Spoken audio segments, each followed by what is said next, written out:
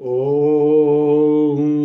पूर्णमदः पूर्णमिदं पूर्णात् पूर्णमुदच्यते पूर्णस्य पूर्णमादाय पूर्णमेवावशिष्यते।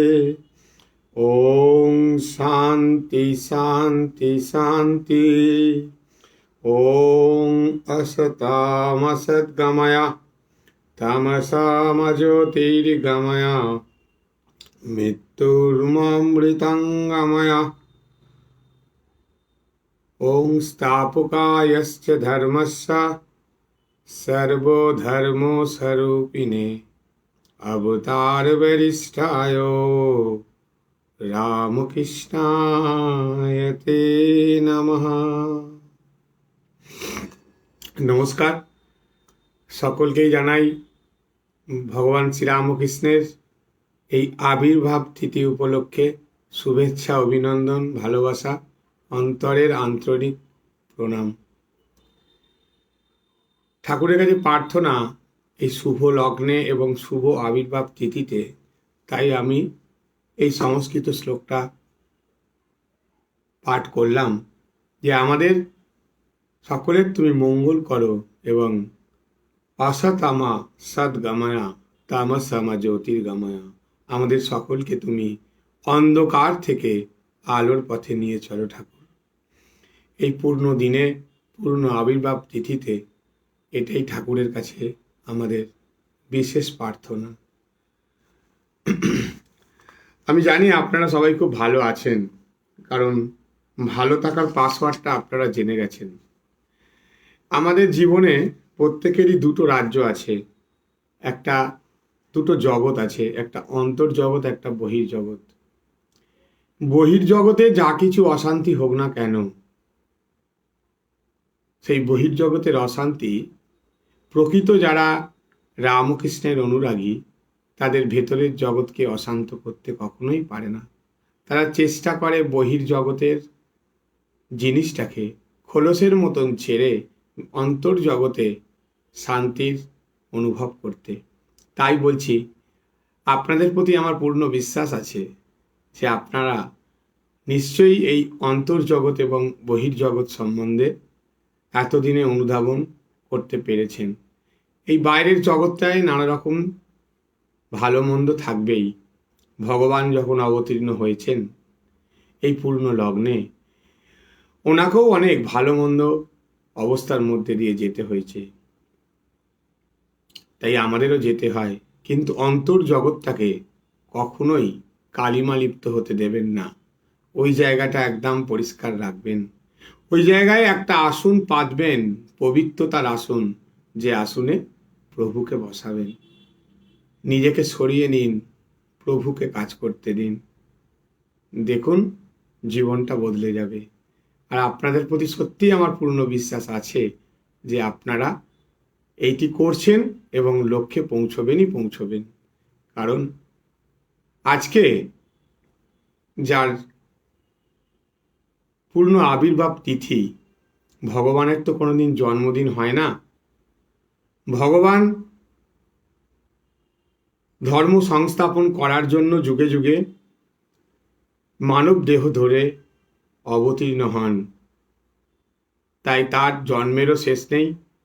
সে মৃত্যুঞ্জয়, তাই তার জন্মদিন হতে পারে না। তাই পূর্ণ আবির্ভাব তিথি বলতে পারি আমরা। এই পূর্ণ আবির্ভাব যে তিথি, এই তিথিতে আমরা যদি একটু খুব ভালো করে চিন্তা করি, আমরা এমন একজন পরম পুরুষ, এমন একজন করুণাময়, দয়াময় এবং ভালোবাসার প্রতিমূর্তিকে পেয়েছি। তাকে শুধু রামকৃষ্ণ নামের মধ্যে সীমাবদ্ধ করে রাখা যায় না। আমি তো আজকে বারবার ভাবছিলাম, কাকে বোধহয় বললামও, আমার মনে নেই, যে আজকের দিনটাকেই মনে হয় আমার ভ্যালেন্টাইন্স ডে। যদি ভালোবাসার দিন বলতে হয়, তাহলে ভগবান শ্রীরামকৃষ্ণের মতন ভালো কেউ কাউকে বাঁচতে পারবে না। কারণ ভগবান শ্রীরামকৃষ্ণের ভালোবাসাটার মধ্যে কোনো স্বার্থগন্ধ নেই। ভগবান শ্রীরামকৃষ্ণের ভালোবাসা এত যে নরেন্দ্রনাথের মতন একজন বলিষ্ঠ পুরুষকার ব্যক্তিত্বকে টলিয়ে দিয়েছিল শুধুমাত্র ভালোবাসার মধ্যে দিয়ে।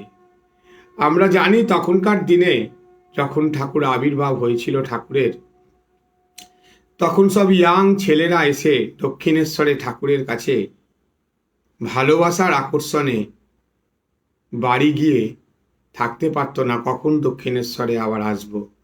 ঠাকুর কি দিত? ঠাকুর শুধু প্রেম বেলাতো, প্রেমের ঠাকুর। আজও যারা সাধু হতে আসছে, 25 বছর বয়সের পর তো আর রামকৃষ্ণ মিশনের সাধু হওয়া যায় না। তাই ভাবুন তো, ওই 25 বছর বয়সের মধ্যে কি এমন ভালোবাসা ভগবান শ্রীরামকৃষ্ণ সেই যুবক এবং যুবতীদের দিয়ে দিচ্ছে যে তারা ঘর সংসার ছেড়ে তার জন্য জীবনটাকে দিয়ে দিচ্ছে। আর আমরা আমাদের কথাও চিন্তা করুন। আপনারা আমি প্রত্যেকে আমরা 10 মণ বোঝা, 10 মণ জ্বালা যন্ত্রণা নিয়ে চললেও ঠাকুরকে কি একবার ভুলতে পারি বলুন? একটা দিন, একটা মুহূর্ত ভগবান শ্রীরামকৃষ্ণকে যারা প্রকৃত ভালোবাসে, যারা অধিকারী যে ঠাকুর আমার এটি বলার, তারা এক মুহূর্ত ভগবান শ্রীরামকৃষ্ণকে না ভেবে থাকতে পারে না। তাহলে ভগবান শ্রীরামকৃষ্ণ আমাদের কি দিচ্ছে? আমাদের প্রেম দিচ্ছে, ভালোবাসা দিচ্ছে। তাই তার আবির্ভাব তিথিই হচ্ছে আমাদের কাছে পূর্ণ ভ্যালেন্টাইন্স ডে। কথামৃতের যে বাণী, এই যে আমরা কথামৃত পড়ি, এই কথামৃতের বাণী যদি আমরা পুরো কথামৃত পড়ে নিই, ঠাকুর যেটি আসল বলতে চাইছে সেটা হচ্ছে যে আগে ঈশ্বর পরে জগৎ। এই বাণী বুঝতে গেলে কিন্তু প্রথমে চাই তার কৃপা। কথামৃত ঠিক ঠিক বুঝতে গেলে আমাদের চাই আগে প্রথমে তার কৃপা।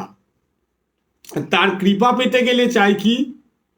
তার কৃপা পেতে গেলে চাই সাধু সঙ্গ, সৎসঙ্গ, আর মন দিয়ে অন্তর থেকে ভালোবেসে কথামৃতকে পড়া এবং শোনা।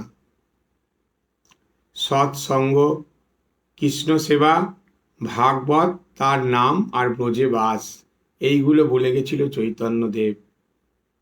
আর ঠাকুরের কথার আদি মধ্য অন্ত ওই একই কথা, সাধু সঙ্গ, নির্জন বাস আর সৎসঙ্গ। সৎসঙ্গে সংসারীদের ভবরোগ দূর হয়ে যায়। ঠাকুর বলছে সন্ন্যাসীদের মায়াজাল ছিন্ন হয়। কথামৃতের চরিত্ররাজি ওই সৎসঙ্গেরই প্রতিভূ। ঠাকুরের প্রতিটি কথা আমাদের মাস্টারমশাই অর্থাৎ শ্রীমর কাছে ছিল এক একটা না সোনার থেকেও দামি, হিরে অর্থাৎ ডায়মন্ডের চেয়েও মূল্যবান। তাই কথামৃত ঠাকুর যা যা বলতো মাস্টারমশাইকে, তা এসে তিনি লিপিবদ্ধ করে রাখতেন তার এই শর্ট ফর্মে ডায়েরিতে। এবং সেইগুলি পরে তিনি লিপিবদ্ধ করে যে গ্রন্থ রচনা করেন, যার মাধ্যমে আমরা ঠাকুর কি বলতে চাইছে, ঠাকুরকে জানার বোঝার চেষ্টা করি মাত্র। ঠাকুরকে জানা বোঝা তো অত সহজ নয়। ঠাকুরকে সহজ হচ্ছে ভালোবাসা। ভালোবাসুন। তিনি না বোঝালে পরে আমরা কি বুঝবো? আমরা চেষ্টা করি, কিন্তু আমরা পারি তো ঠাকুরকে খুব ভালোবাসতে। ঠাকুরকে ভালোবাসুন। ঠাকুর নিজেই বলতেন যে আমাকে কারুর আমার প্রচার কাউকে করতে হবে না। ঠাকুর প্রচার বিমুখ ছিলেন। আমরা ঠাকুরকে নিয়ে আলোচনা করছি নিজেরা শুদ্ধ হওয়ার জন্য, আর কিছুই নয়।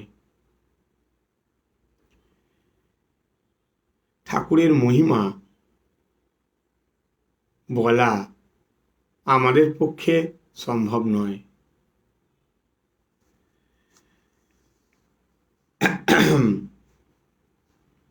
গত বছর কিছুদিন আগে আর কি, মানে ক্যান্সার সিটের বেদান্ত কেন্দ্রে বক্তৃতা দিতে গিয়েছিলেন একজন মহারাজ।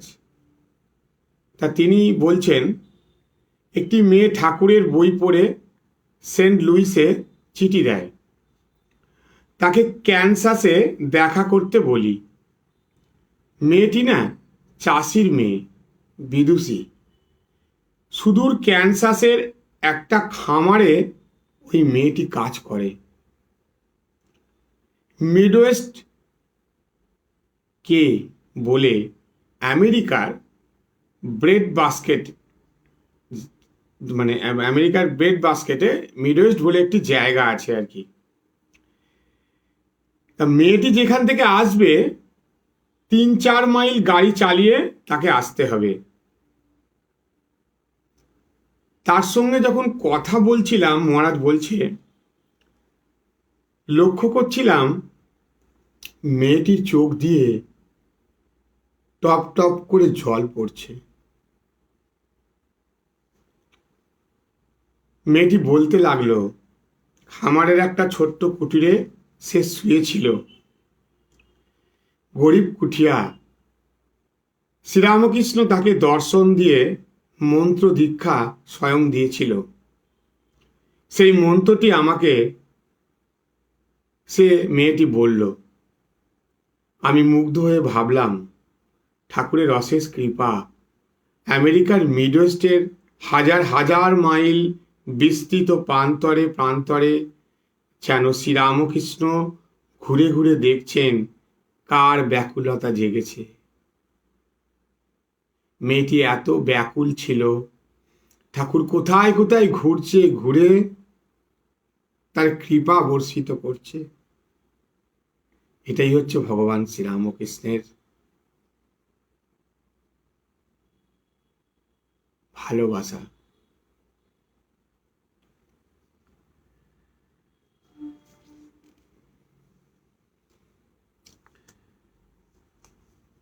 শ্রীরামকৃষ্ণ যখন কামিনী কাঞ্চনকে ঈশ্বর লাভের বিঘ্ন বলেছেন কথামৃতে, তখন যারা শুনেছিল না, সেখানে কোনো স্ত্রী ভক্ত ছিল না। সবাই উপস্থিত যারা ছিল তারা পুরুষ ভক্ত।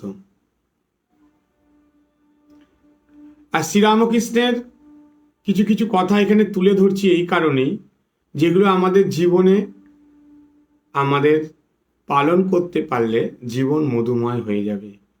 আমরা তো সবাই শুনি, আপনি আমি সবাই, আমরা সবাই বলি,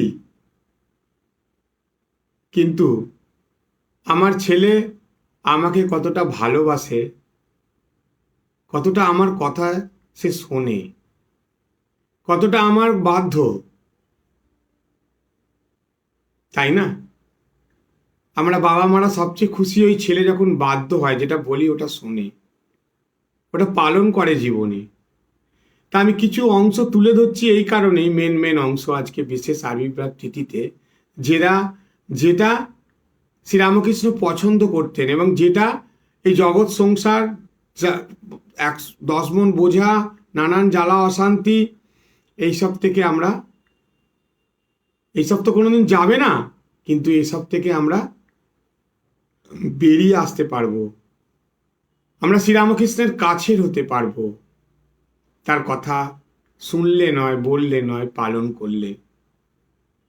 এই শ্রীরামকৃষ্ণ যখন কথামৃতে যে আমাদের উল্লেখ আছে, যে বলছে কামিনী কাঞ্চনকে ঈশ্বর লাভের বিঘ্ন তিনি বলছেন, তখন ওখানে কোনো স্ত্রী ভক্ত ছিল না, পুরুষ ভক্ত ছিল। কেন এটা বললাম না, এটা বললাম এই কারণে যে ভগবান শ্রীরামকৃষ্ণের একটা বিশেষ গুণ ছিল, তিনি না স্থান কাল পাত্র ভেদে উপদেশ দিতেন।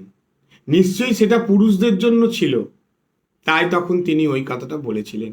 এখানে ইম্পর্টেন্ট এটা যে আমরা স্থান কাল পাত্র ভেদ বুঝে উপদেশ দিই না বা বলি না। যাকে ভালোবাসার কথা তাকে ভালোবাসি না, যাকে মারার কথা তাকে মারি না, যাকে বকার কথা তাকে বকি না, সব গুলিয়ে ফেলি আমরা। কিন্তু পারফেক্ট হচ্ছে ভগবান শ্রীরামকৃষ্ণ। তাই তিনি বলছেন আমাদেরকে স্থান কাল পাত্র ভেদে উপদেশ দিতে, বাক্য নির্ধারণ করতে। এই ঘটনার পরিপ্রেক্ষিতে আমরা সবসময় কিন্তু দেখবেন একজন মহারাজ বলছেন এখানে যে আমরা খবরের কাগজ খুলে একদিন দেখছি কাউন্ট্রি বলে একটা জেলা আছে, সেখানে 9,000 বিবাহ হয়েছে এক বছরে, আর বিবাহ বিচ্ছেদ হয়েছে কত 8,000। বিচ্ছেদে জ্বালা যন্ত্রণা, তাই তো? ওই সময় শ্রীরামকৃষ্ণের কামিনী কাঞ্চনী মায়া মন্ত্র খুবই ফলপ্রদ। ঠাকুর যে বারবার বলছে না নানা কথা, এক একটা সময় আমাদের কাছে ওটা মেডিসিনের মতন কাজ করে, অ্যান্টিবায়োটিকের মতন কাজ করে। এই যে জ্বালা বিবাহ বিচ্ছেদের, বলছে ঠাকুর শ্রীরামকৃষ্ণ যে কামিনী কাঞ্চন মায়া মন্ত্র এখানে খুবই ফলপ্রদ। যখন স্ত্রী স্বামীকে ছেড়ে যায় তখন সে দিশেহারা হয়ে ঘুরে বেড়ায়, এমনকি অনেকে না জেনে না বুঝে আত্মহত্যাও করে ফেলে। না জেনে না বুঝে আত্মহত্যাও করে ফেলে, কারণ আমরা এটা কাগজে হামেশাই দেখতে পাই। কিন্তু আমার কথা হচ্ছে এটা, মহারাজও সেটা বলছেন যে ওই সময় কেউ যদি ঠাকুরের বৈরাগ্যে উদ্দীপক এই কথাটা মনে পড়ে, তার এইসব জিনিস তার কথা পড়ে, সে ওই হত্যাকাণ্ড থেকে বেঁচে তো যাবেই, এবং এটা গ্যারেন্টি যে জীবনের নতুন পথের সন্ধান পাবে, একদম নতুন পথের সন্ধান পাবে। শ্রীরামকৃষ্ণ শুধু ভালোবাসা নয়, শ্রীরামকৃষ্ণ একটা power. I think Ramakrishna is a answer our society. বিশ্বাস করুন, এটা আমার মনে হয়। I think Ramakrishna is the answer to our society. যে কোনো সমস্যার সমাধানে আপনি কথামৃত পড়ুন, ঠাকুরকে ভাবুন, ঠাকুরের নানা কথা চিন্তা করুন। যদি না অ্যান্সার আসে, যদি কথা এখানে থাকবেই না, অ্যান্সার আসবেই আসবে যদি ঠিক ঠিক ভাব থাকে। শ্রীরামকৃষ্ণ না সত্যি আমাদের জীবনের একটি অসাধারণ ভগবান, অসাধারণ ভগবান। ভগবান কেন বললাম না? আমরা সবাই তো দোষী, আমরা সবাই দোষী, কিন্তু আমরা একে অপরের দিকে দোষ ঠেলি, ঠিক কথা, কিন্তু আসলে আমরা সবাই দোষী। একমাত্র দোষ মুক্ত কে? ভগবান। তার কোনো দোষ নেই, আমরা সবাই দোষী। ঈশ্বর একমাত্র নির্দোষ, দোষ মুক্ত। যে সমাজের সঙ্গে, স্বামীজি বলছে তাই, যে সমাজের সঙ্গে নিজেকে খাপ খাইয়ে চলে তার পথ কুসুমাবৃত, আর যে তা না করে তার পথ কণ্টকাকীর্ণ।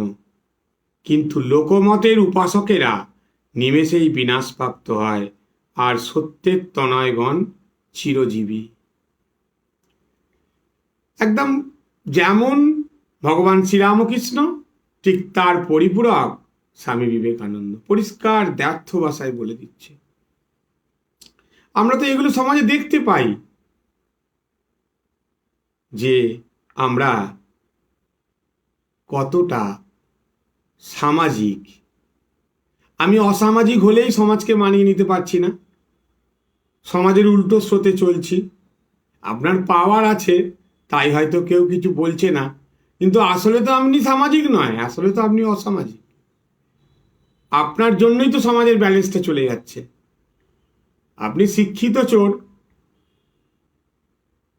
সেই জন্য আপনার দিকে কেউ ডাইরেক্ট আঙুল তুলছে না, কিন্তু মানুষ মনে মনে তার পথপ্রদর্শক যারা আছে সমাজে তাদের প্রতি ঘৃণা জন্মে যাচ্ছে। এতে কি হচ্ছে? সমাজ ডিসব্যালেন্স হয়ে যাচ্ছে।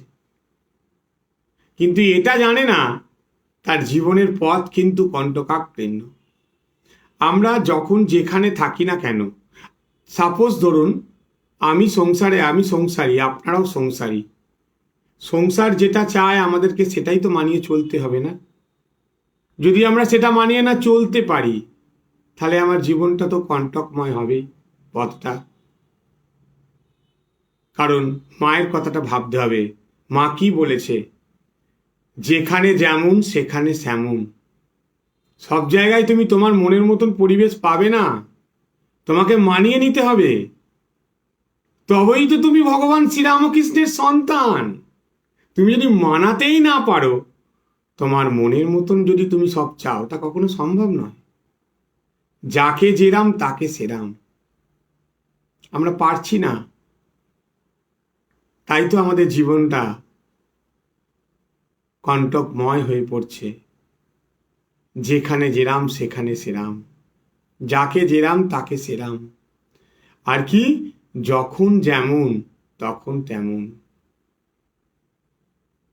দেখুন, এই সমাজে মিশতে গিয়ে দেখছি আগে মানুষের জীবন স্টাইল 2 বছর আগে যা ছিল, এই কোভিডে অনেক মানুষ আর্থিকভাবে বিপর্যস্ত হয়ে পড়েছে। যারা প্রকৃত ঠাকুরমায়ের সন্তান তারা কিন্তু নিজেকে মানিয়ে নেবে। মা বলছে যখন যেমন তখন তেমন। বেড়াল ছানার মতন পড়ে থাকতে হবে, বাদর ছানার মতন একবার এডাল ওডাল করলে হবে না। বিশ্বাস করে শরণাগতি রেখে তার পাদপদ্মে মন ফেলে দিয়ে যখন যেমন তখন তেমন মানিয়ে নিতে হবে। এটাই ভগবান শ্রীরামকৃষ্ণ মা শারদার শ্রেষ্ঠ বাণী।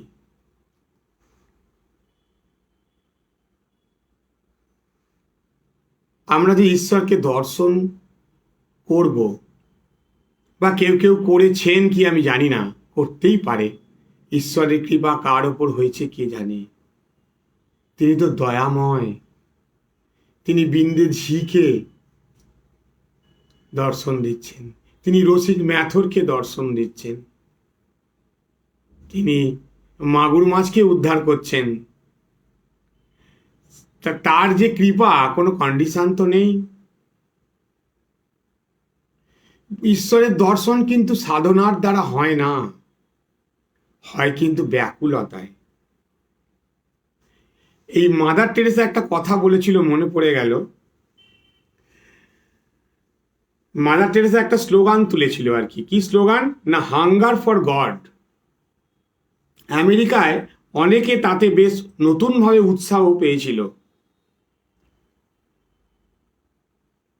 অনেকদিন পর স্বীকার করতে হলো একটা বক্তৃতাতে, এই কথাটা আমার নয়, এই কথাটা ভগবান শ্রীরামকৃষ্ণের।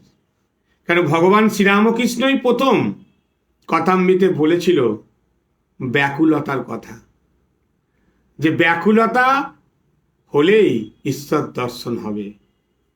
তাই ঈশ্বর দর্শন কোনো সাধনার দ্বারা হয় না। ঈশ্বর দর্শন করতে গেলে আগে চাই ব্যাকুলতা। মনের মধ্যে কষ্ট হবে তাকে না পেয়ে, সেই কষ্ট, সেই ব্যাকুলতাই আমাদেরকে ঈশ্বরের কাছে নিয়ে যাবে। ব্যাকুলতাহীন সাধনা, ব্যাকুলতাহীন লেকচার, ব্যাকুলতাহীন ভালোবাসা, ব্যাকুলতাহীন জপ ধ্যান, এগুলো সবই যান্ত্রিক। যান্ত্রিক দিয়ে কি হবে বলুন? যন্ত্র দিয়ে একটা জিনিসের প্রোডাকশন হতে পারে, বিস্কুট হবে, বড় বড় লোহার ফ্যাক্টরি হবে, আমাদের হাউসহোল্ড ব্যবহৃত নানান জিনিসপত্র হতে পারে, কিন্তু ভগবান দর্শন হতে পারে যান্ত্রিকভাবে। ভগবান দর্শন করতে গেলে চাই আন্তরিক ব্যাকুলতা। যে যত ব্যাকুল ঠাকুরের জন্য, তাকে পাওয়ার জন্য, তাকে দেখার জন্য, তার কাছে ঠাকুর আগে ধরা দেবে। আর এই ব্যাকুলতার সঙ্গে যখন আমাদের শরণাগতি আসবে, তখন তো আর কোনো চিন্তাই নেই। ভগবান শ্রীরামকৃষ্ণ কথামৃতের পঞ্চম খণ্ডের পঞ্চম পরিচ্ছেদে বলছেন, তার শরণাগত হলে কোনো ভয় নাই। তবে আমি এখানে একটা কথা যোগ দেব, এইখানে লেখা নেই, অন্য জায়গায় লেখা আছে যে শ্বাস শরণাগত হলে কোনো ভয় নাই। এটা তো ঠিক, কিন্তু এটা আমাদের এই বিশ্বাসটা চাই। প্রথমে তার শরণাগত হলে কিন্তু নানান প্রবলেম আসবে, কিন্তু বিশ্বাস করে পড়ে থাকতে হবে। এটাই সাধনা। ঠাকুর বলছে পঞ্চম পরিচ্ছেদে যে শরণাগত হলে আর ভয় নাই, তিনিই রক্ষা করবেন। এই বিশ্বাসটা যেন আমাদের থাকে বিভীষণের মতন।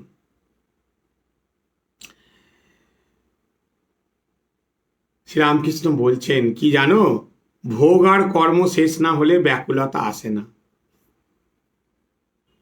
ভোগ আর কর্ম আমাদের শেষ না হলে ব্যাকুলতা আসে না। বৈদ্য বলে দিন কাটুক, তারপর সামান্য ওষুধে উপকার হবে। নারদ রামকে বললেন, রাম তুমি অযোধ্যায় বসে রইলে রাবণ বধ কেমন করে হবে? তুমি যে সেই জন্য অবতীর্ণ হয়েছ। রাম বলল, নারদ সময় হোক, রাবণের কর্ম ক্ষয় হোক, তবে তার বধের উদ্যোগ হবে। সময় না হলে কোনোদিনই কিছু হয় না। আমরা চোখের সামনে দেখি অনেকে অনেক অন্যায্য কাজ করছে, অন্যায্য কথা বলছে। ভাববেন না যে সে পালিয়ে যাবে, আপনার থেকে পালিয়ে যাবে।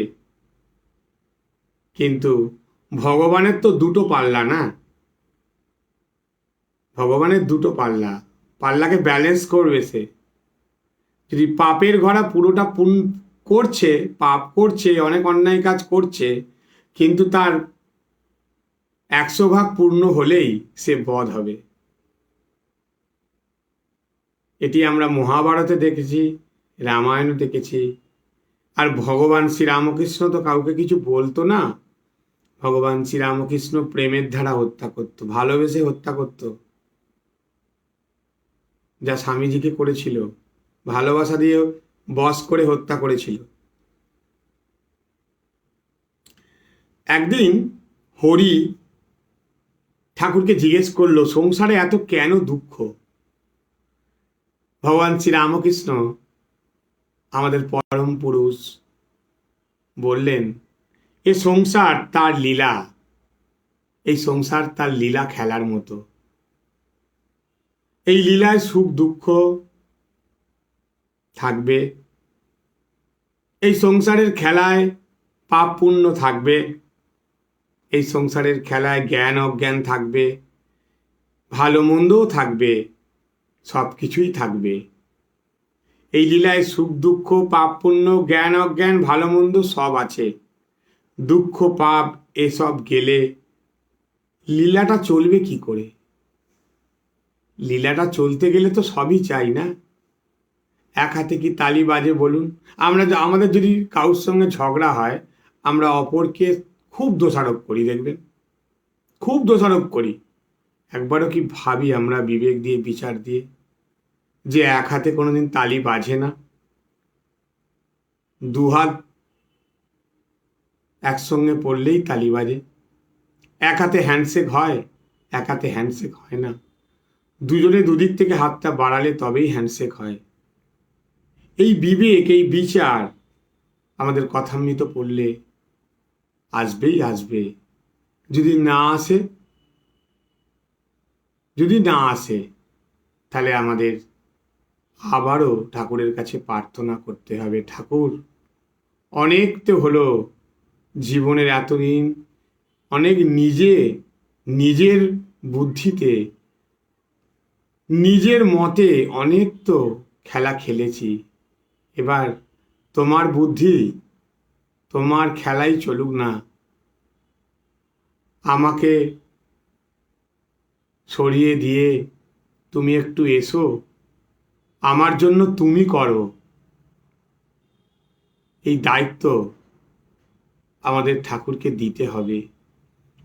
যদি আমরা না দিই, ঠাকুর কি যেচে আসবে বলুন? ঠাকুরেরও কি অভিমান হয় না? যে যাকে ভালোবাসে তার প্রতি তো অভিমান হয়। আপনারও অভিমান হবে, দুঃখ পেলে ঠাকুরকে বলবেন, ঠাকুর আপনার সব ব্যবস্থা করে দেবে। আমরাও যদি ঠাকুরকে দায়িত্ব দিই, তবেই তো ঠাকুর আসবে। আমি যদি যেচে পড়ে ঠাকুরকে না বলি, ঠাকুরের তো ভালোবাসার পাত্রর অভিমান হবে না? সে আসবে কেন আপনার ওই কাজ করতে? ডাকুন তাকে।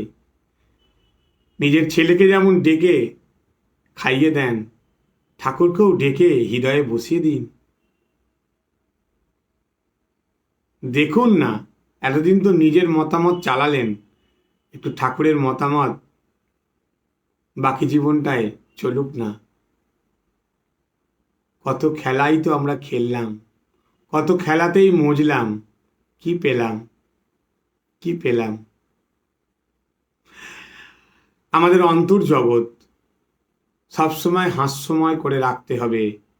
এই অন্তর্জগতে যদি আমরা তাকে বসতে দিই, বাইরে যা কিছু হয়ে যাক সব আমরা সয়ে নেব, যদি ভেতরে আনন্দ থাকে, যদি আমাদের ভেতরে জ্ঞান না সঞ্চয় হয়, ভেতরে যদি আমাদের প্রদীপ বা সূর্য উদিত না হয়, তাহলে কিন্তু আমরা অনেক বাজে কাজ করে ফেলবো।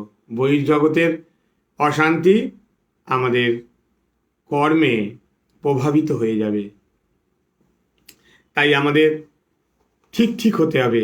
ভগবান শ্রীরামকৃষ্ণ বড্ড পারফেক্ট ছিল। রাতের অন্ধকারেও যেখানে জিনিস রাখত, হাত দিয়ে নিয়ে নিত, পেয়ে যেত। এত পারফেক্ট ছিল। সেই আমাদেরকেও সব দিক দিয়ে পারফেক্ট হতে হবে। পারফেক্ট হওয়ার সবচেয়ে বড় পাওনা কি জানেন? পারফেক্ট যদি আমরা নিজেরা হই, সবচেয়ে বড় পাওনা হচ্ছে কারোর প্রতি আপনাকে ডিপেন্ড হতে হবে না। যেটা আগে আমাদের দরকার, স্বনির্ভর হবেন।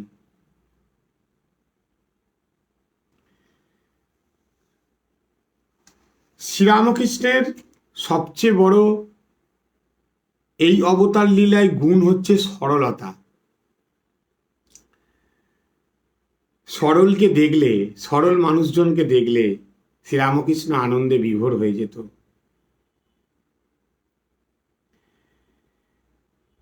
সরল না হলে আমরা কখনোই কিন্তু ভগবানকে বুঝতে পারবো না।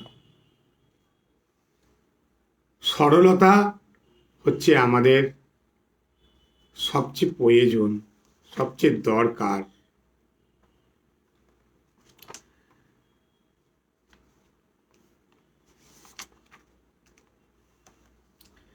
আমাদের ভেতরের বারবার যে পার্ট আমি চেষ্টা করি, আসল আমাদের মেন যে আমাদের প্রবলেম, সেটাকে আমি অনেকবার আলোচনা করেছি এবং সেটি বারবার আমরা আলোচনা করলে খুব ভালো লাগে। কেন ভালো লাগে না, সকালবেলা উঠেই তো আমরা দেখবেন আগে ফার্স্ট কাজ কি করি, ওয়াশরুমে যাই, আমরা ফ্রেশ হয়ে যাই, আমরা আমাদের টুথপেস্টটা ব্যবহার করে ফেলি। সেইরাম আমাদের ভেতরে এমন একটি জিনিস আছে যাকে আমাদের রোজ ওয়াশ করতে হয়, সেটা হচ্ছে আমিত্ব। এই কাঁচা আমি আর পাকা আমির খেলা, এইটা থেকে বেরিয়ে আসতে পারলেই আমাদের অনেক অনেক শান্তি। কারণ আমাকে কেউ দুটো কটু কথা বলল, আমি সেটাকে ওভারকাম করতে তখনই পারবো যখন আমার আমিত্ব চলে যাবে, আমি মরলে ঘুচিবে জঞ্জাল।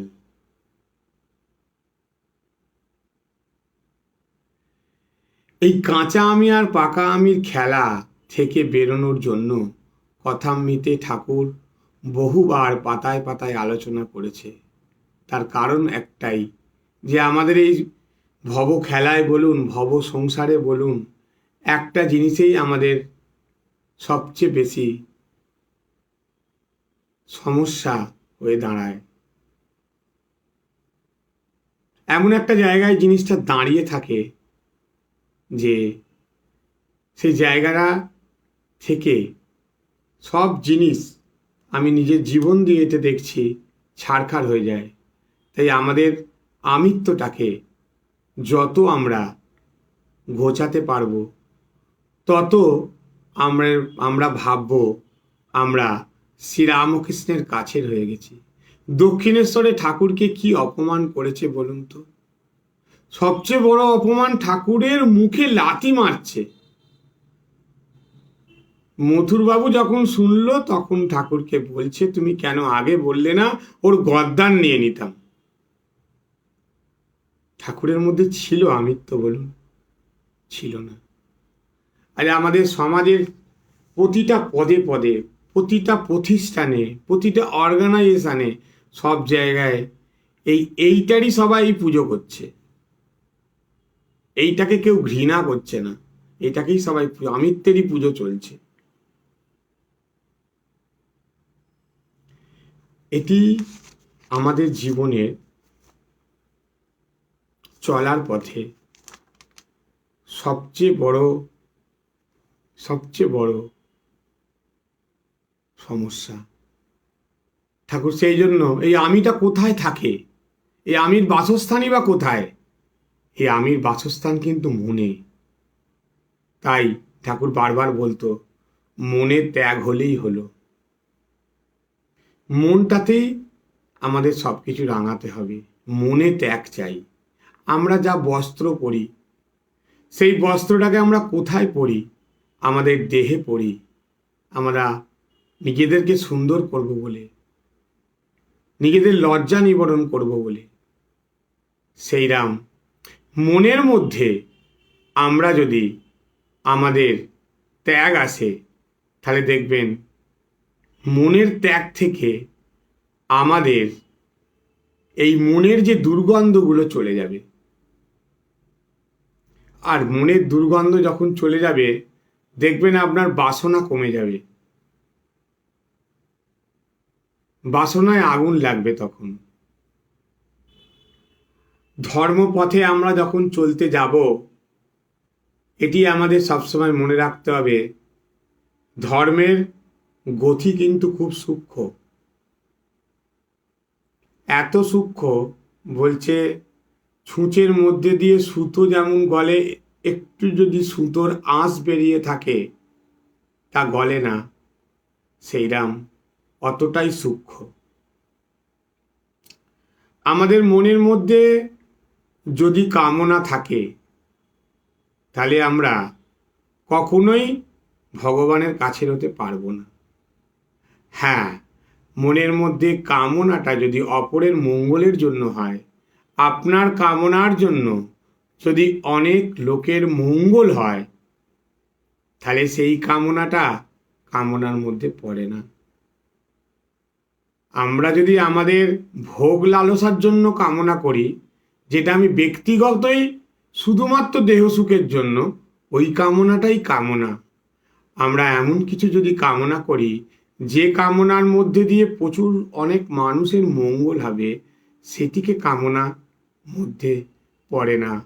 সেই কামনাতে কোনো সেই কামনা আমাদের ছুঁচের যে গর্ত, সেই গর্তকে আটকাতে পারবে না। কারণ বহুজনের সুখের জন্য, বহুজনের হিতের জন্য আমরা ঈশ্বরের কাছে কামনা করছি, নিজের জন্য করছি না। এইটি ভাবতে হবে। ঠাকুরের কৃপা, ঠাকুরের করুণা, ছোট ছোট ঘটনার মাধ্যমে আমরা দেখতে পাই, এবং সেটিই আলোকপাত করছি এই কারণেই যে আমাদের কোনো চিন্তা কিন্তু নেই। আপনি যদি একটা সাধারণ ব্যাংকে টাকা রাখেন, যেটা একটা লোকাল কোনো পাড়ার কমিটি চালাচ্ছে, তাহলে আপনার অনেক চিন্তা আছে। যদি আপনি কোনো ন্যাশনালাইজড ব্যাংকে টাকা গচ্ছিত রাখেন, তাহলে কিন্তু আপনার চিন্তা নেই। আপনি এলআইসিতে যদি টাকা গচ্ছিত রাখেন, আপনার চিন্তা নেই। কেন? না, এর পেছনে গভর্নমেন্ট আছে।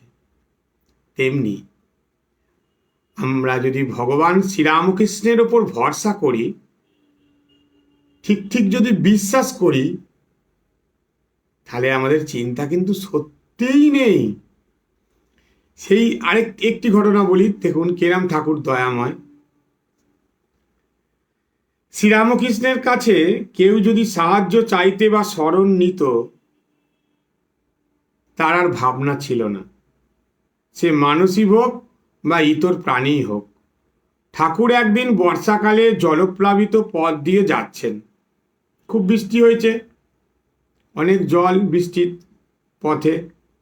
তা একটা মাগুর মাছ উজিয়ে এসে ভগবান শ্রীরামকৃষ্ণের পায়ের কাছে ঘোরাফেরা করছে দেখে তিনি সেই মাছটিকে তুলে লাহাদের পুকুরে ছেড়ে দেন। তখন হৃদয়নাথ বলে, মামা তুমি ছেড়ে দিয়ে এলে কেন? আনলে ঝোল রেঁধে ভালো খাওয়া যেত। প্রত্যুত্তরে শ্রীরামকৃষ্ণ বললেন, না রে হৃদু, ও যে আমার শরণ নিয়েছে, আমায় যে শরণাগতি করে, তাকে দেখার ভার আমার, তার মুক্তি আমার হাতে। এই যে ছোট ছোট ঘটনার মধ্যে দিয়ে ঠাকুর মুখে কিছু বলেনে, কিন্তু আমাদেরকে যেন বলে দিয়ে গেছেন যে আরে আমি আছি, ভয় কি? আমি ঠাকুর থাকতে কোনো ভয় নেই।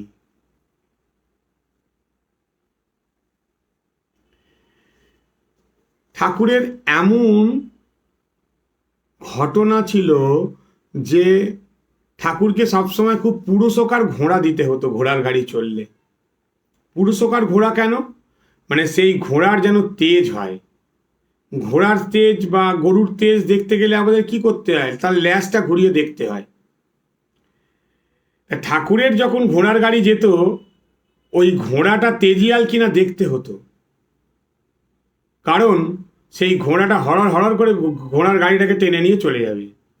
যদি সেই ঘোড়া কমজোরি হতো, তাকে তো লাঠি দিয়ে পিঠে আঘাত করতে হতো। সেই আঘাতটা ঠাকুর সহ্য করতে পারতো না। ঠাকুরের পিঠে লাগতো আঘাতটা, ঠাকুরের পিঠে লাগতো আঘাতটা। তাই ঠাকুরের এতটাই দয়া ইতর জীবজন্তুর প্রতিও। তাই ঠাকুরকে যখন ঘোড়ার গাড়ি দেয়া হতো, সেই ঘোড়াকে বাজিয়ে দেখে নেওয়া হতো সেই ঘোড়া পুরুষকার আছে কিনা। তাহলে ঠাকুরকে আমাদের বহন করতে গেলে আমাদেরও কিন্তু পুরুষকার হতে হবে। ঠাকুর কিন্তু মেদাটে ভাব একদম পছন্দ করতো না। আমাদেরও রোগ চাই, পুরুষকার চাই, কর্মে উদ্যম চাই, জগদ্ধিতায় কাজে আমাদেরকে পুরুষকারের সঙ্গে ঝাঁপিয়ে পড়তে হবে। এইগুলো ঠাকুর পছন্দ করতেন, এইগুলো আমাদের করতে হবে।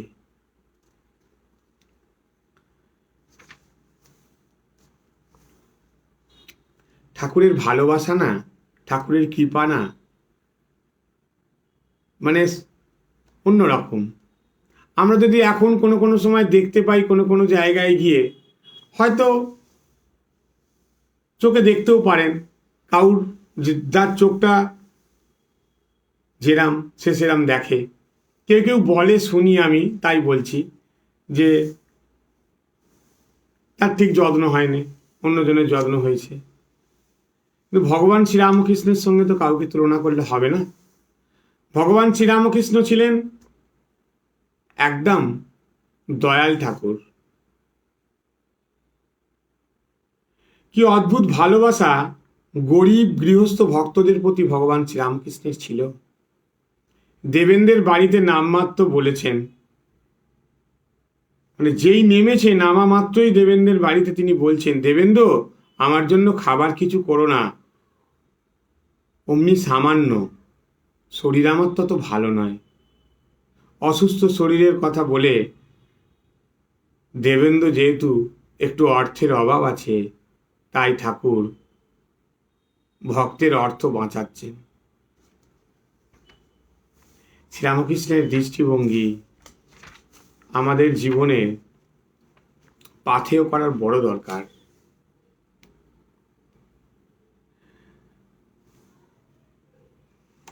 ঠাকুরের মতন প্রার্থনা আমরা কেউ করতে পারবো বলুন? ঠাকুর কি বলতো প্রার্থনায়? আমরা কিন্তু বলতে পারি না।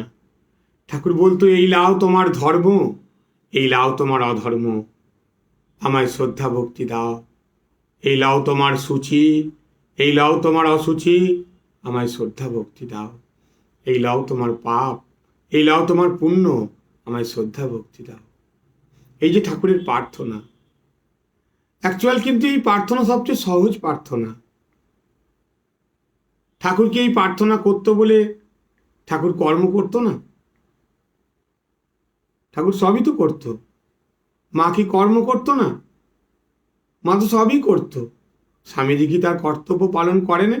ঠাকুরের ত্যাগী সন্তানরা কি কর্ম করেনি? সবই করেছে, কিন্তু তাদের এই ভাব ছিল, অসাধারণ ভাব। আমরা আমাদেরকেই মালিক ভাবি, যে আমার আন্ডারে এতজন লেবার কাজ করছে। আমরা যদি ভাবি যে আমি ঠাকুরের আন্ডারে কাজ করছি, ঠাকুর আমাকে এই দায়িত্বটা দিয়েছে, সব ঠাকুরের পায়ে দিয়ে আমরা কাজ করি, আমরা শুধু বলি তোমার প্রতি শ্রদ্ধা ভক্তি দাও, আমি যেন তোমাকে প্রাণ ভরে ভালোবাসতে পারি, সেই কৃপা করো। যে মানুষের মধ্যে, যে অনুরাগী ভক্তের মধ্যে এই ভাব আসবে, এই যুগে সে ধন্য। ভাবতে হবে সে শ্রীরামকৃষ্ণের ব্লেসেড চাইল্ড। তবে তার মনে এই ভাব আসছে যে আমি আর কিছু চাই না, আমি কাজ করতে চাই, কিন্তু সে কাজ তোমার কাজ বলে। কিন্তু আমার সূচি অসুচি, ধর্ম অধর্ম, অর্থ যা কিছু আমি তোমাকে দিই, আমি তোমাকে দেব। তুমি আমায় শ্রদ্ধা ভক্তি দাও, তুমি আমায় তোমার প্রতি ভালোবাসা দাও। তাহলে আমাদের কাজটা অনেক সরল সহজ হয়ে যাবে, পার্টনার পাবো। ঠাকুরকে আমরা পার্টনার করে নেব জীবনের, পার্টনারকে দায়িত্বটা ভাগ দিয়ে শেয়ার করে নেব। ঠাকুর আমাদের ভার যদি বহন করে, তাহলে সব কাজই আমাদের সহজ হয়ে যাবে। ঠাকুর কিন্তু প্রথমে আপনাকে বিপদে ফেলবে যখনই ভার দেবেন, 3বার 4বার পরীক্ষা নেবে, তারপর কিন্তু ঠাকুর ঢেলে দেবে। কি ঢেলে দেবে? তার প্রতি শ্রদ্ধা, তার প্রতি ভালোবাসা, তার প্রতি বিশ্বাস, তার প্রতি আত্মসমর্পণ, তার প্রতি শরণাগতি। এগুলো কিছুই তো আমাদের নেই। তিনি কৃপা করলেই আমরা তাকে ভালোবাসতে পারি, তিনি কৃপা করলে তবেই আমরা তার প্রতি আত্মসমর্পণ করতে পারি। আর এইটা মুখে বলা নয়, আমি যা কিছু করছি সব মায়ের ইচ্ছায়, আমি যা কিছু করছি ঠাকুরের ইচ্ছায়, এটা মুখে বলা নয়, এটা সত্যি সত্যি মন থেকে বলা। এটা অনেক শক্ত, অনেক অনেক অনেক শক্ত। হয়তো কাউর 70% হয়েছে, কাউর 60% হয়েছে, কাউর 75% হয়েছে, কিন্তু আমরা কেউ বলতে পারবো না আমাদের 100% ঠাকুরের ইচ্ছায় হচ্ছে। অত সহজ, তার কৃপা হলেই সহজ হতে পারে, নচেত হয় না। আর নিজের ঘড়িকে নিজেই মেলাতে হবে। আমি এটি বলছি, এটা ঠিক না ভুল, আমি যা বলছি যা করছি, নিজের ঘড়িকে নিজেকেই মেলাতে হবে আমাদের প্রত্যেককে। আর সবচেয়ে বড় দরকার নিজের ঘড়ি মেলানো। নিজের ঘড়ি যদি স্লো চলে, তাহলে আমাদের কি হবে? আমাদের দুঃখ, আমাদের যাতনা আমাদেরকে কুড়ে কুড়ে খাবে। এই জগতে কিন্তু কোথাও দুঃখ নেই, ভালো করে চিন্তা করবেন। দুঃখ বলে কিছু নেই। আমার তো মনে হয় সব দুঃখ বাইরেই, ভেতরে আমাদের কোনো দুঃখ কিন্তু নেই। অগাধ শান্তি, অগাধ শান্তি। সব সময় দেখবেন ধ্যান করবেন, মনের মধ্যে, হৃদয়ের মধ্যে যেন পবিত্র গঙ্গা বইছে, আর সেই গঙ্গায় হৃদি পদ্মে বসে আছে ঠাকুর। দেখবেন শান্তিই শান্তি, ওম শান্তি। এর থেকে শান্তি আর কিছু নেই। সেই সময় যদি একটু বাইরের কোনো চিন্তা আপনার মধ্যে এসে থাকে তাহলে বলবেন, একদমই আসবে না। তারপর যখন আপনি ওই অন্তর জগৎ থেকে বহির্জগতে আসবেন না, মনে হবে যেন আপনি একটা ফ্রেশনেস পেলেন, একটা আলাদা তেজ পেলেন। এটা করবেন, প্রতিদিন করবেন। এই মেডিটেশন প্রতিদিন করবেন। মেডিটেশনটা নানা রকমভাবে হয়, স্টেজ বাই করবেন, বেশি করবেন না, যাদের অভ্যাস নেই আবার তাতে উল্টো ফল হবে। কিন্তু নিজের মধ্যে তাকে ভাবা, এই যে ধরুন আমরা যে শ্বাস প্রশ্বাস ফেলছি না, এই শ্বাস প্রশ্বাসের আসল মানে কিন্তু সোহম।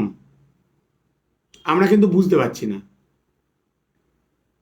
যোগীরা বুঝতে পারে। সোহম মানে কি? আমি সে, মানে আপনিও যা ঠাকুরও তা, আমিও যা ঠাকুরও তা। এটাই আমাদের শ্বাস প্রশ্বাস বলছে। কিন্তু পুরাণ থেকে আমরা জানতে পারি, যেই মুহূর্তে আমরা শ্বাস প্রশ্বাসে বলছি যে তুমি আমি, তুমি আমি, আমি তুমি, আমি তুমি, তাহলে কোথায় আমার অশান্তি, কোথায় আমার দুর্ভোগ? কিছুই নয়। কোনো একটা জিনিস সমস্যা ক্রিয়েট করছে মাত্র। তাকে আপনি একবার বোঝাবেন, দুবার বোঝাবেন, তিনবার বোঝাবেন। যদি বুঝতে হয় সে বুঝবে, না বুঝতে হয় আপনি আপনার মতন থাকবেন। এর বেশি তো কিছু করার নেই। আর তার কাছে প্রার্থনা করবেন, এর বেশি আমাদের কিচ্ছু করার নেই। কিন্তু নিজের শান্তি নিজের কাছেই। আমাদের নিজের ভেতরেই অগাধ শক্তি আছে, যে শক্তি দিয়ে আমরা মনকে তৈরি করতে পারি।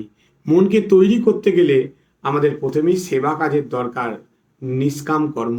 সেটি মন দিয়ে করলে মন শুদ্ধ পবিত্র হবে, চিত্ত শুদ্ধ হবে, এবং আমরা সুন্দরভাবে মনকে স্থির করে পবিত্র করে এই মনের আসনে নিজের ইষ্টকে বসাতে পারবেন। তার থেকে আনন্দ জগতের কিছু নেই, বিশ্বাস করুন। আজ বুঝলে বুঝুন, না বুঝলে একদিন বুঝবেন যে জগতের কেউ আপনার জন্য দাঁড়িয়ে নেই। আমরা ভাবছি ও আমার জন্য ওয়েট করছে, আসলে তা নয়। এটি একজন মহারাজ আমাকে বলেছিলেন যে সুমন, তুমি কি ভাবছো? ভুল ভাবছো। এই জগতে কেউ তোমার জন্য অপেক্ষা করছে না, তুমি বৃথাই ভেবে মরছো। নিজের জীবন শান্তিময় করতে নিজেকেই উদ্যোগ নিতে হবে। আপনার মনকে শান্ত, স্নিগ্ধ, অপূর্বতা সবকিছু আপনাকেই করতে হবে, আপনাকেই দিতে হবে, কেউ নয়। তাই ঠাকুর বলছে, হাতে তেল মেখে কাঁঠাল কাটার মতন মনকে আগে যদি আমরা রাঙিয়ে নিয়ে সংসার করি, তাহলে সংসারের জ্বালা যন্ত্রণা মনে লাগবে না। মানে আমার ভেতর জগতে যাবে না, ওই বাইরের জগতেই থেকে যাবে। থাকুক, বাইরের জগতে তো খেলা চলবেই। দেখুন, মৌমাছি ভন ভন ভন ভন করে, যখন মধুতে বসে তখন আর কোনো ডাক থাকে না। যেই মুহূর্তে বুঝতে পারবেন যে আমার অন্তর জগতে একটা বিশাল শান্তির হাওয়া বইছে, শান্তির স্পন্দন আছে, এই খোঁজটা যখন পাবেন, যখন গিয়ে সেই অন্তর জগতে বসবেন মনটাকে নিয়ে, আর আপনার ভনমনানি শব্দ থাকবে না। বাইরের জগতে গিয়েও দেখবেন অনেকে অনেক কিছু বলছে, আপনি সহ্য করে নিচ্ছেন, হেসে উড়িয়ে দিচ্ছেন। এটাকে রপ্ত করতে হবে আমাদের। এটাকে রপ্ত করতে গেলে প্রথমে কি দরকার? প্রথমে দরকার তার প্রতি শরণাগতি। আমরা যার প্রতি শরণাগতি হব, তার কৃপা তো আমাদের উপর পড়বেই। এটা খুব যদি সংসার দিয়েও মেলান, বহির্জগৎ দিয়েও মেলান, যা দিয়েই মেলাবেন, এটা কিন্তু খুব বাস্তব সত্য। আমি যাকে নির্ভর করব সে তো আমার ফরে থাকবেই, তাই না? এটা তো যাবার নয় না, এটা তো থাকবেই। এই যে বিশ্বনাথ আমরা দর্শন করতে যাই বেনারসে, এই বিশ্বনাথ দর্শন এবং স্পর্শনে জানেন মা কি বলেছে? পাপ ক্ষয় হয়, তাতেই দীর্ঘজীবী হয়। সব জায়গায় কিন্তু মা বলছে না, কিন্তু বিশ্বনাথ দর্শনকে বলছে। ঠাকুর সব মন্দিরের কথা কিন্তু বলেনি, কিন্তু ঠাকুর পুরীধাম, শ্রীধাম, জগন্নাথের কথা বারবার বলেছে। জগন্নাথে গেলে আমি আর ফিরবো না, আমি আর জগন্নাথ এক। এই যে তাদের কথাগুলো এই পূর্ণ দিনে স্মরণ করা এবং ঝালিয়ে নেয়া মনে, যে এইগুলো আমাদের যেন মনে আসে। আমরা যখন পুরী যাব, বাঙালির প্রিয় জায়গা পুরী, এটা আমরা ভাববো, দেখবেন ওই জগন্নাথের মধ্যেই ঠাকুরকে দেখতে পাবেন। যদি মনে পড়ে আপনার, সেই মনের ভাব যদি তৈরি হয়, পাবেনই পাবেন, অনুভব করবেনই করবেন। কিন্তু আমরা ভুলে যাই, মনে রাখি না। জগন্নাথকে গিয়ে আমাদের ঠাকুর কি করতে বলেছে? আমরা প্রণাম করি, ঠাকুর কিন্তু প্রণাম করতে বলেনি। ঠাকুর বলেছে জগন্নাথের সঙ্গে আলিঙ্গন করবে, যেটা মাস্টারমশাইকে বলেছিল। মাস্টারমশাইয়ের মাধ্যমে আমরা জেনেছিলাম, এবং মাস্টারমশাই তা করেও ছিল, তা ঘটনা আপনারা সবাই জানেন। সেরকম তাদের কিছু কিছু কথা আজকে আবির্ভাব, তার এই পূর্ণ আবির্ভাব ফিরিতে তুলে ধরার আমি চেষ্টা করলাম, যে আমাদের যেন সেগুলো মনকে সুন্দর রঙে রাঙিয়ে দেয়, সেই জন্য আর কিছুই নয়।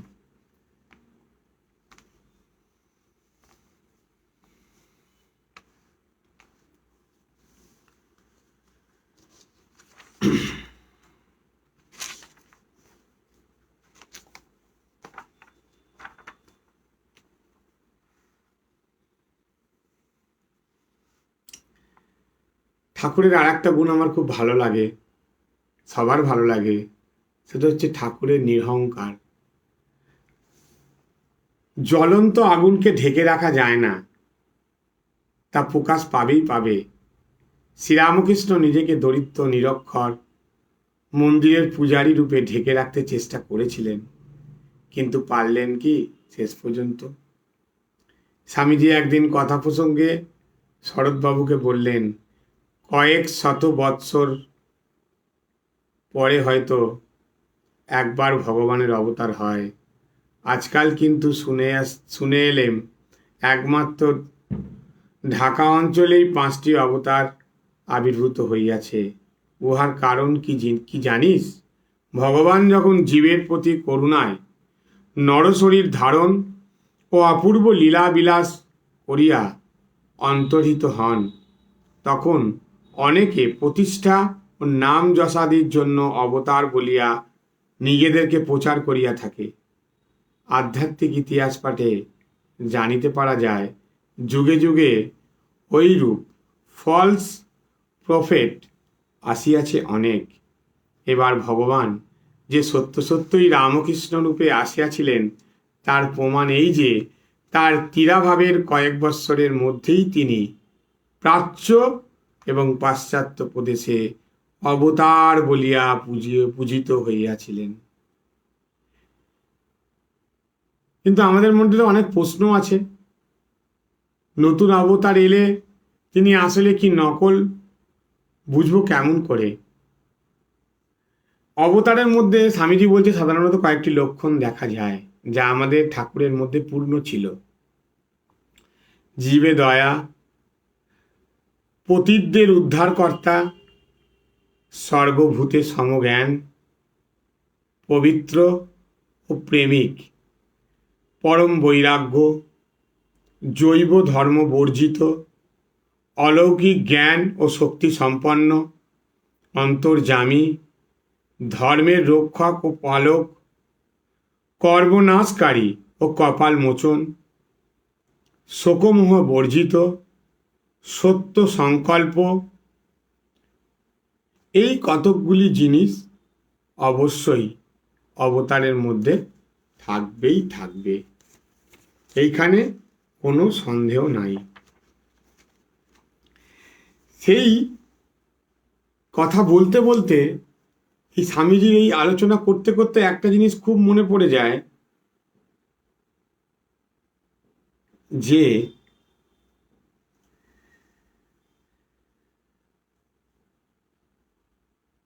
কথামৃতের কথা আঁকড়ে ধরে যেসব ভক্ত জীবনের পথে এগিয়ে চলেছে, এই প্রসঙ্গে মহাপুরুষ মহারাজের একটা অবিশ্বাস্য কথা মনে পড়ে যাচ্ছে।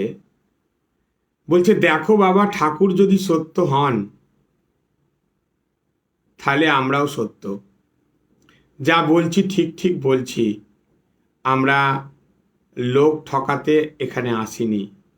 যদি আমরা ডুবি তো তোমরাও ডুববে, কিন্তু ভগবান শ্রীরামকৃষ্ণের কৃপায় জেনেছি যে আমরাও ডুবব না আর তোমরাও ডুববে না। আফিংকর ময়ূরের যেমন মৌতাদ লেগে থাকে, শ্রীম অর্থাৎ মাস্টারমশাইও তেমনি ঠাকুরের কথামৃত পান করে গোলাপি নেশায় মশগুল হয়ে থাকতেন।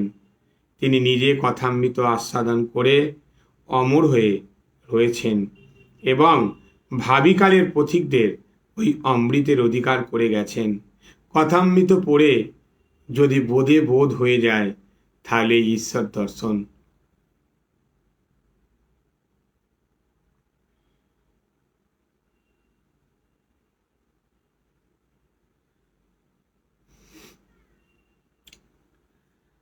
বোঝা, ভুল বোঝা, না বোঝা, এসব বোঝাবুঝির বুঝকি ফেলে বইতে হয়নি কাকে। যদি আমরা দেখি রামকৃষ্ণের, ভগবান শ্রীরামকৃষ্ণের এই যে জীবন লীলায় একটি অবিশ্বাস্য ঘটনা বলে, এ ঠাকুর কতটা দয়াময়, আমাদেরকে তিনি যে কৃপা করবেন, দয়া করবেন, কি করে বুঝবো? একটি ছোট্ট ঘটনার বলে আজকের পাঠ, আজকের স্মরণ মরণ শেষ করব। যে আমাদের প্রতি তার কৃপা কেন হবে না, এই কিন্তু যেন না থাকে আমাদের। ভগবান লাভ করলে কি আর আমাদের দেখতে পরিবর্তন হয়ে যাবে? আমরা কি সংসার ছেড়ে চলে যাব? তা তো নয়। ভগবান লাভ করলে কিছুই হবে না, মা বলছেন। মা আবার বলছেন, ভগবান লাভ করলে কি তোমার দুটো সিং গজাবে? তাও হবে না। তাহলে কি হবে? আমরা কি ছেলে পুলেকে ছেড়ে চলে যাব? তাও তো না। আসলে ভগবান লাভ হলে এমন একটা আনন্দ হবে না ভেতরে, যে আনন্দটা আপনি কাউকে শেয়ার করতে পারবেন না, আর যে আনন্দটা কোনোদিন জীবনে আপনি পাননি। টাকা পয়সার সুখ, ধন দৌলতের সুখ, মান সম্মানের সুখ, একে অপরের সঙ্গে স্ত্রী পুরুষের দেহ সুখ, সব কিছুর ঊর্ধ্বে এই ভালোবাসা। ভগবানের সঙ্গে ভালোবাসা হলে যে আনন্দ হয়, সে আনন্দ যত ক্ষণিকেরই হোক না কেন, সে আনন্দকে শেয়ার আপনি কোনোদিন কারোর সঙ্গে করতে পারবেন না, কোনো কিছুর সঙ্গে তুলনা হবে না। মনটাকে শুধু রাঙিয়ে রাখতে হবে তার পায়ে, রেখে সব কাজ করতে হবে। এটাই একটা বড় সাধনা। ভগবান শ্রীরামকৃষ্ণ এটি বোঝানোর জন্যই এই অবতারে বিশেষ করে এসেছেন। স্বামীজি যখন চেয়েছিল নির্বিকল্প সমাধি, স্বামীজিকে দিয়েছিল কি? স্বামীজিকে ভৎসনা করেছিল। তা আমরাও যদি ভাবি সব ছেড়ে ভগবান ভগবান করে শুধু ভগবান নিয়ে পড়ে থাকবো, তা নয়। এটি আমাদের কর্ম নয়। আমরা এসছি জগতে এই জীবনটায় কিছু একটা দাগ রেখে যাওয়ার জন্য। যার যেটাই পারদর্শী আছে মুঠো মুঠো করে বিলিয়ে দিন, যার যা আছে। কেউ যদি ভালো পড়াতে পারেন, টিচার হন, শিক্ষা দান করুন। কেউ যদি ভালো একটা ব্যবসা করতে পারেন, কি বড় ফ্যাক্টরি করতে পারেন, ওখানে দিন। অনেক গরিব মানুষের কর্মসংস্থান করে দিন। আপনার যদি সামর্থ্য থাকে, অনেক মানুষ পয়সার জন্য পড়াশোনা করতে পারছেন না, তার পাশে দাঁড়ান। এটাই রামকৃষ্ণ বিবেকানন্দ ধর্ম। রামকৃষ্ণ বিবেকানন্দ ধর্ম এর বাইরে নয়। নিজের মুক্তির জন্য রামকৃষ্ণ বিবেকানন্দ ধর্ম নয়। নিজের মুক্তির জন্য যেটা বলছিলাম সেটাই আনন্দ। এমন একটা আনন্দ না, এই আনন্দটা বিশ্বাস করুন শেয়ার করতে পারবো না। কিছু করলে আমরা পাবোই সে আনন্দ। কেউ রোধ করতে পারবে না, এটা কাহুর হাতে নেই। আর সেই আনন্দটা পেলে এত সুন্দর পুরুষকার কর্ম করা যায়, তার কারণ একটাই, ঈশ্বরের শক্তির কাছে সব শক্তি খড়কুটো। সেই জন্য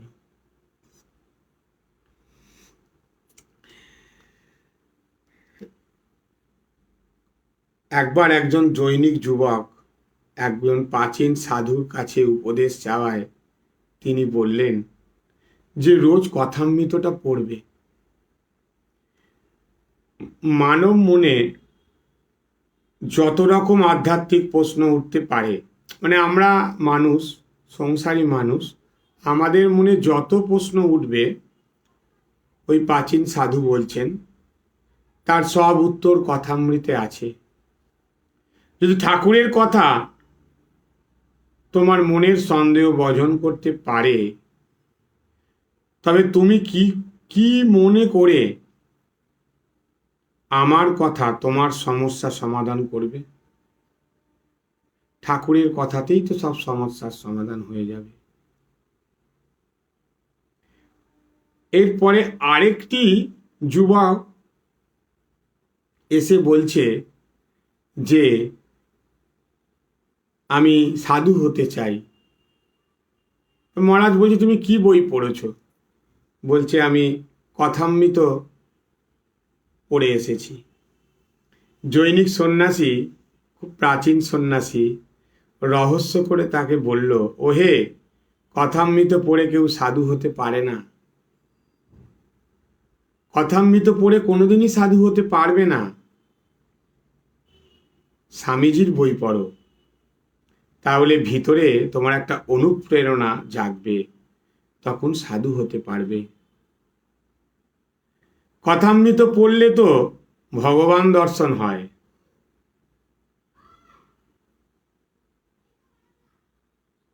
তখন তোমার সাধু হবার প্রয়োজন কি? তা আমাকে বা আপনাদেরকে ঠিক করতে হবে কি হবেন, সাধু হবেন না ঈশ্বর দর্শন করবেন।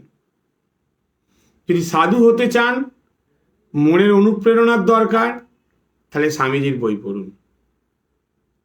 আর যদি ঈশ্বর দর্শন করতে চান, তাহলে কথামৃত পড়ুন।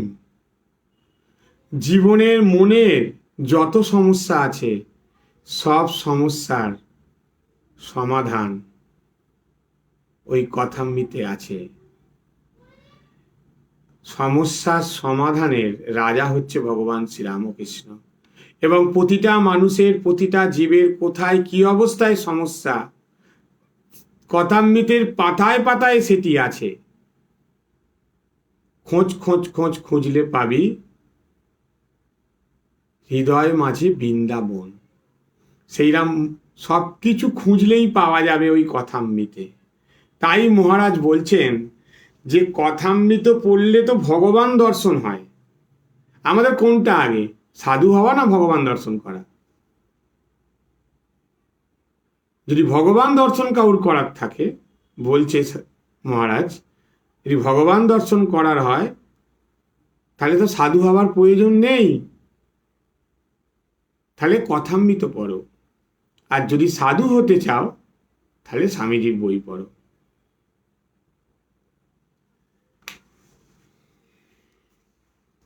এই বইটি কিনবেন পারলে, শ্রীরামকৃষ্ণ সান্নিধ্যে। খুব সুন্দর বই, পড়লে খুব ভালো লাগবে।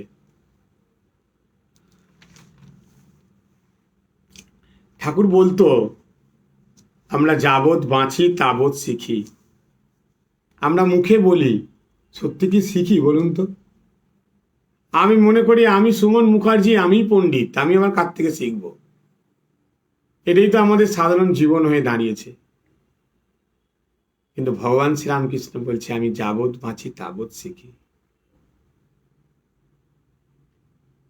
আমরা শিখতেই চাই না, সবসময় আমরা পরের দোষ দেখছি। নিজে কিছু দোষ করতে পারি বলে আমাদের মনের মধ্যেই আসে না।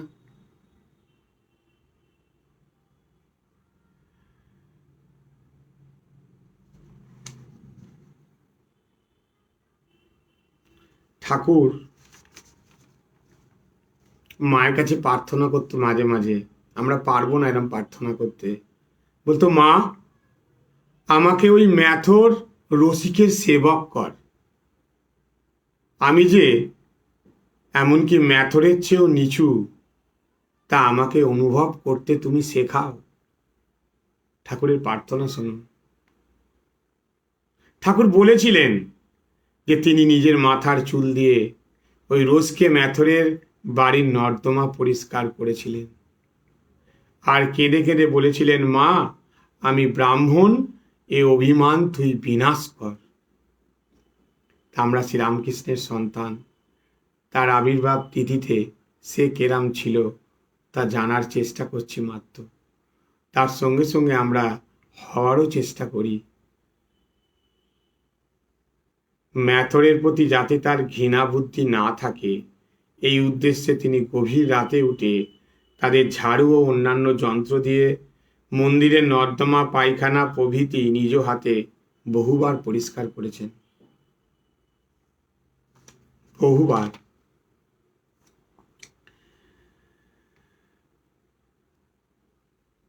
বোঝা, ভুল বোঝা, না বোঝা, এইসব বোঝাবুঝির বুঝকি রসিককে বইতে হয়নি। মানে আমরা যদি ঠাকুরকে দায়িত্ব দিই, আমাদের এত কিছু বইতে হবে না ঈশ্বর দর্শন করার জন্য। আর আমরা যদি নিজেরা জ্ঞান সঞ্চয় করে মনে করি যে ঈশ্বর দর্শন করব, সেটা একটা জিনিস।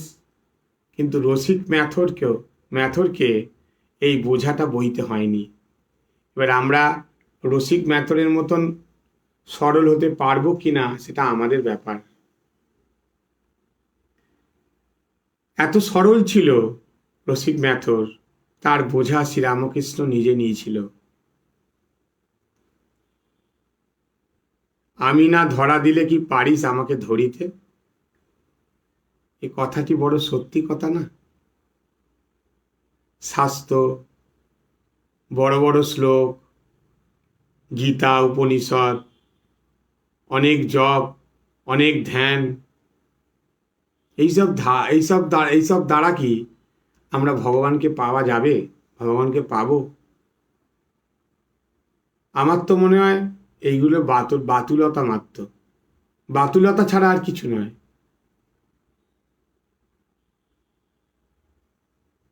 অচিন গাছকে চেনা বড় মুশকিল, সে যে অচিন গাছ।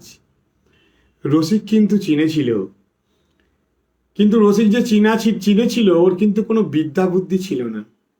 কোনো বিদ্যা বুদ্ধির দ্বারা কিন্তু রসিক মাত্র চেনে নে ভগবান শ্রীরামকৃষ্ণকে, সরলতার দ্বারা। যারা ধার্মিক না, প্রকৃত যারা ধার্মিক, তারা খুব সরল হয়। তাদের সরলতার সুযোগ সবাই নেয়, ঠিক কথা, কিন্তু ভগবান তো তাদের ধার নেন, কাউকে না কাউকে ভগবান জুটিয়েও দেন। তার অভাবের সময় ভগবান এসে পাশে দাঁড়ান।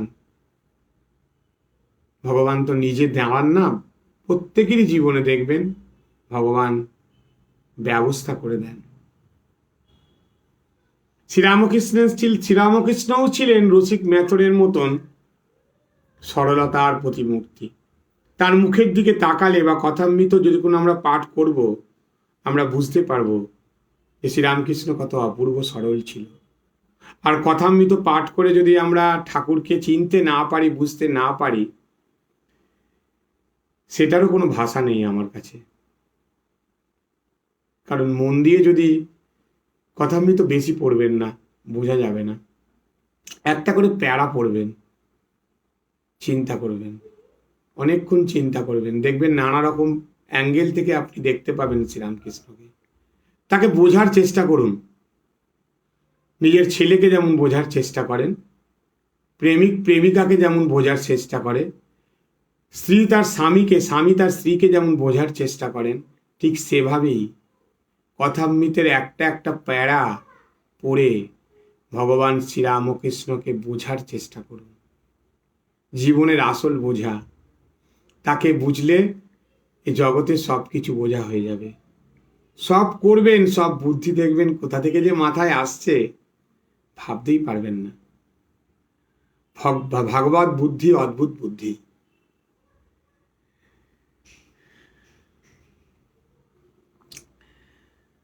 পণ্ডিতেরা বুদ্ধির মার প্যাচে ধর্মটাকে জটিল করে, অনেক জটিল করে দিয়েছিল। আমরাই মিথ্যা, সততা, ক্রূরতা, পলিটিক্সের ফাঁসে নিজেদের গলা আটকে ত্রাহি ত্রাহি ডাক ছাড়ছি। নিজেদের বুদ্ধিকে ধিক্কার দিচ্ছি। সা চাতুরি, সা চাতুরি। যে চতুরতা ভগবানকে পাইয়ে দেয় সেই বুদ্ধি শ্রেষ্ঠ। এর থেকে বড় বুদ্ধি আর কিছু হতে পারে না। কেন না, ভগবান লাভ করার পর আপনার যে বুদ্ধি আসবে, ভগবান শ্রীকৃষ্ণ কোথায় একটা আছে না, যেন আমরা শুনেছি যে যেজন কৃষ্ণ বজে সেজন বহুত চতুর। এই ভগবানকে লাভ করার পর যে একটা ভগবানের দেয়া বুদ্ধি আসে, সেই বুদ্ধির দ্বারা আপনি সব কিছুকে জয় করবেন, হারবেন না কোনো কিছুতে। এইটি বোঝাই বড় শক্ত। জগতের 1,00,000 মাত্র একজন মানুষ বুঝবে এটি, যে ঈশ্বরের শক্তির কাছে সব শক্তি খড়কুটো। আমরা সর্বশক্তিমানের কথা চিন্তা না করে আমরা ভাবি অপরে শক্তিমান, তাকে নিয়ে চিন্তা করি। সরল না হলে ঈশ্বরের কৃপা হয় না। এই কৃপার কাহিনী লিপিবদ্ধ করেছেন স্বামী বিশুদ্ধানন্দজি তার সৎপ্রসঙ্গ গ্রন্থে। রামলাল দাদার কাছে শুনেছি রসিকের প্রতি ঠাকুরের অহেতুকী কৃপার কথা। আমরা সবাই দক্ষিণেশ্বরের বাগানে রসিক নামে একজন ম্যাথর ছিল, তা আমরা সবাই জানি। ঠাকুরকে সে দেখত প্রত্যহ দূর থেকে। ঠাকুরকে চিনে ফেলেছিল রসিক, কিন্তু মথুরবাবুর ভয় বা আরো 5 জনের ভয়ে ঠাকুরের সামনে সে যেতে পারত না। রোজ প্রত্যহ সে দূর থেকেই দেখত। ভগবান শ্রীরামকৃষ্ণের কাছে কত লোক আসছে যাচ্ছে, রসিক রোজ দেখত, কষ্ট পেত, কত কি ভাবত, নিজের মনে নিজে ভাবত যে আমি কত পাপ করেছি যে তার কাছে যেতে পারছি না। স্বয়ং ভগবান আমার সামনে ঘুরছে, আমি তার কাছে যেতে পারছি না। এটা নিয়ে রসিকের বড় দুঃখ ছিল। আমি কি এতই দুর্ভাগা, এই বলে হাউ হাউ করে কাঁদত রসিক। আমি কি এতই দুর্ভাগ্যা যে তার চরণ ধুলি কোনোদিন পাবো না, এত কাছে পেয়েও। দূর থেকে দেখা যায়, কাছে যেতে পাই না। মনের ভেতরে তাই আজকে আমার বহুত ঝড় বইছে। রসিক মনে প্রাণে খুব কষ্ট পাচ্ছে, একদম শান্তি পাচ্ছে না। এইভাবে 2-4 বছর রসিকের লেগেছিল, এই কষ্ট অনুভব করেছিল, ব্যাকুলভাবে কাঁদত। একদিন এক শুভ মুহূর্ত এলো। কেন শুভ মুহূর্ত? সেই দিনকে আর নিজেকে হারিয়ে ফেলেছিল। আমরা সব কিছু ভুল করে ফেলি কখন? যখন আমরা নিজেদের সঙ্গে আর ভগবানকে তফাৎ করতে পারি না, সোহম হয়ে যাই। সেই দিন ওর মনের মধ্যে কি ভাব হয়েছিল রসিকের। রামলাল দাদা দাঁড়িয়ে আছেন, ঠাকুর শৌচে গেছেন, এক্ষুনি ফিরবেন। গাছের আড়ালে দাঁড়িয়ে রসিক ভাবছে, আজ ভাগ্যে যাই থাক, রোগ নিয়ে নিয়েছে একদম, আজ সহ্য করতে আমি পারছি না। নহবত খানার এদিকে আসতেই ভগবান শ্রীরামকৃষ্ণের পা দুখানি জড়িয়ে ধরে বলল, আমার কি হবে? ভগবান শ্রীরামকৃষ্ণের পা জড়িয়ে ধরে কি বলল? বলল, আমার কি হবে ঠাকুর? কথাটা এইভাবে বলতেই ভগবান চমকে উঠেছেন। শুধু চমকে ওঠেনি, সমাধিস্থ। এমনকি বহুক্ষণ কেটে গেছিল সেই সমাধি অবস্থায়। রসিক চোখের জলে পা ধুইয়ে দিচ্ছে ঠাকুরের। প্রাণের ভেতর থেকে রসিকের সমস্ত গ্লানি, সমস্ত জ্বালা ধুয়ে মুছে চোখের জলে ভগবানের পাকে ধুইয়ে দিচ্ছে। অনেকক্ষণ পরে ঠাকুর সমাধিস্থ থেকে নেমে এসে রসিকের মাথায় হাত দিয়ে বলেছিল, তোর সব হলো, তোর সব হলো। তাই আমাদের ভাবতে হবে, সরলের কাছে তিনি খুব সহজ, খুব সহজ। আমাদের সরল হতে হবে, সহজ হতে হবে। এখানে দুটো কথা খুব তাৎপর্যপূর্ণ। দেখুন, রসিক যখন ঠাকুরের পা জড়িয়ে ধরল, ঠাকুর সমাধিস্থ। আবার আমরা এও দেখেছি, অনেকে ঠাকুরের পায়ে যখন হাত দিত, ঠাকুরের পা বিছে কামড়ানোর মতন জ্বলত। তাহলে রসিক কে? হতে পারে ম্যাথর। তাহলে রসিকের কতটা পবিত্রতা ছিল? বাইরে ছিল, বাইরের লোক তো জানতো সে ম্যাথর। তার মানে তার ভেতরে পবিত্রতা ছিল, সরলতা ছিল। তাই বলি, ভগবান বারবার ভগবান মন দেখেন। তাই ভগবান সাধারণ হয়ে থাকতে পারল না। ভেতরে ভেতরে মনে মনে রসিক নিজেকে এমন সাধক বানিয়েছিল যে ভগবান তার স্পর্শে সমাধিস্থ হয়ে গেল। একটা অদ্ভুত দৃষ্টি, দর্শন। আর একটা কি লক্ষণীয় আমাদের কাছে, ভগবান তার মাথায় হাত দিয়ে কি বলল? তোর সব হলো। দায়িত্ব নিয়ে নিল। কি বলল? হবে বলল না, কিন্তু বলল হলো, তোর সব হলো।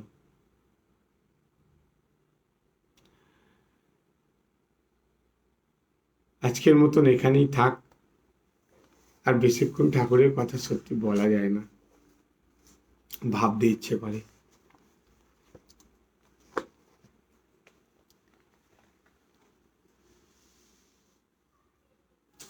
রাম কৃষ্ণ শরণম, রাম কৃষ্ণ শরণম, রাম কৃষ্ণ শরণম শরণ্যে।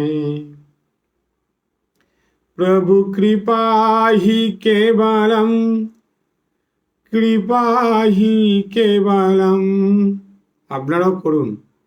প্রভু কৃপা হি কেবলম, কৃপা হি কেবলম, কৃপা হি কেবলম শরণ্যে। জয় জয় রাম কৃষ্ণ শরণম, রাম কৃষ্ণ শরণম, রাম কৃষ্ণ শরণম শরণ্যে। শরণাগতহম, শরণাগতোহম, শরণাগতোহম, শরণাগতোহম, শরণাগতোহম শরণ্যে। রামকৃষ্ণ শরণম, রামকৃষ্ণ শরণম, রামকৃষ্ণ শরণম শরণ্যে। নমঃ শ্রী গুরবে, নমঃ শ্রী গুরবে, নমঃ শ্রী গুরবে নমো নমো। নমঃ শ্রী গুরবে, নমঃ শ্রী গুরবে नमो श्री गुरवे नमो नमो। जय जय राम कृष्ण शरणम राम कृष्ण शरणम राम कृष्ण शरणम शरण्ये। माँ शारदा शरणम माँ शारदा शरणम माँ शारदा शरणम शरण्ये। स्वामी जी शरणम स्वामी जी शरणम स्वामी जी शरणम शरण्ये। जय जय राम कृष्ण शरणम राम कृष्ण शरणम राम कृष्ण शरणम शरण्ये। राम कृष्ण जय जय राम कृष्ण जय जय राम कृष्ण जय जय राम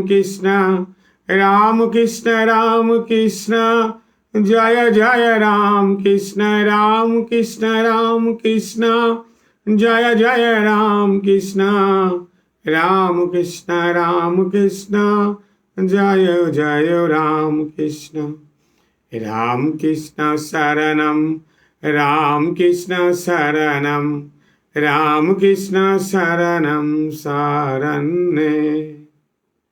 राम कृष्ण जय जय राम कृष्ण जय जय राम कृष्ण जय जय राम कृष्ण जय जय राम कृष्ण। राम कृष्ण शरणम राम कृष्ण शरणम राम कृष्ण शरणम शरण्ये।